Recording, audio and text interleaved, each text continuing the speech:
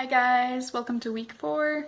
Today our craft is henna because it's kind of artistic in a way that you can do whatever you want, kind of like a fantasy or anything else. So we're gonna cut out some stencils first. So if you signed up for materials, you should have gotten a page like this with a couple of different stencils on it. So I'm going to show you what to do next. You're going to pick a design that you like. I am choosing this one because it's very simple.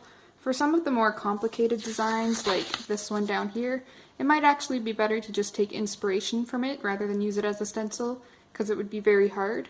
But for most of the patterns, you're going to take your tape and you're going to lay it over top of the design.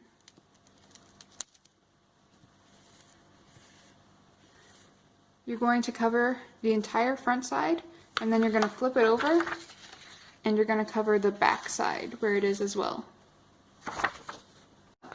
What you're going to do is you're going to fold the page until part of your design that you're cutting out is up, and you're going to take scissors. I recommend small scissors like this. They're nail clippers, and you're going to cut inside of the design.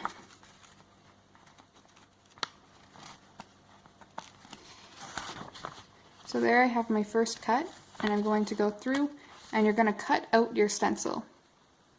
So I have cut out the majority of this. I decided to leave the dots and finer details to just do freehand.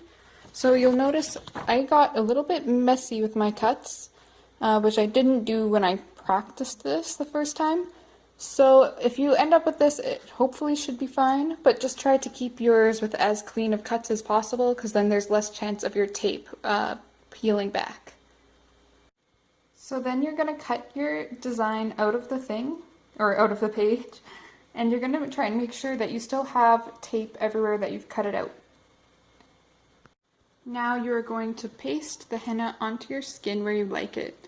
I tried to make all of the designs on the paper small enough for your wrist, and if you want a larger size to put it up somewhere else on your body, then I will also be putting the document in the Google Classroom so that you can open it up and print off the size that you want. Also, if you want an image that I didn't supply to you, just make sure you go on, and you can find any stencil on YouTube or on Google pretty easily. And just look up the character and say stencil. Once your design is as taut on your skin as you can make it, you're going to open your henna. So mine is just some really old one that actually dried out that I had at my house. So yours will look different, don't be concerned about that. So you're going to do your best. Ooh, see there I spilled. To just fill in your stencil.